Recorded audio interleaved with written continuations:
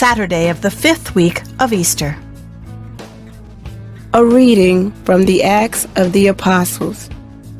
Paul reached also Derbe and Lystra, where there was a disciple named Timothy, the son of a Jewish woman who was a believer, but his father was a Greek.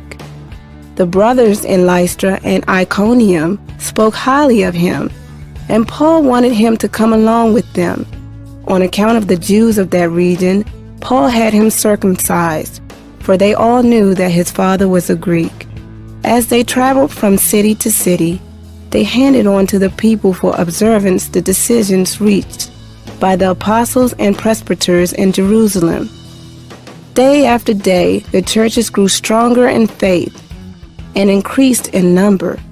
They traveled through the Phrygian and Galatian territory, because they had been prevented by the Holy Spirit from preaching the message in the province of Asia. When they came to Mysia, they tried to go on to Bithynia, but the Spirit of Jesus did not allow them, so they crossed through Mysia and came down to Troas. During the night, Paul had a vision.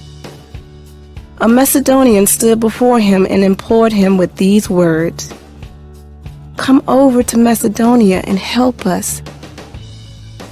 When he had seen the vision, we sought passage to Macedonia at once, concluding that God had called us to proclaim the good news to them. The word of the Lord. The responsorial psalm. The response is, "Let all the earth cry out to God with joy. Sing joyfully to the Lord, all you lands. Serve the Lord with gladness. Come before him with joyful song.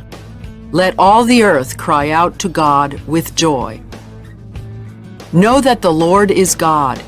He made us, his we are, his people, the flock he tends.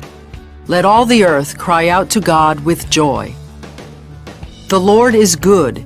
His kindness endures forever, and his faithfulness to all generations. Let all the earth cry out to God with joy." A reading from the Holy Gospel according to John. Jesus said to his disciples, "If the world hates you, realize that it hated me first. If you belong to the world would love its own.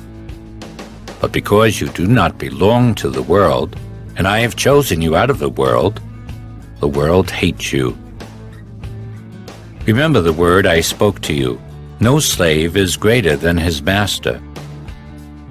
If they persecuted me, they will also persecute you. If they kept my word, they will also keep yours.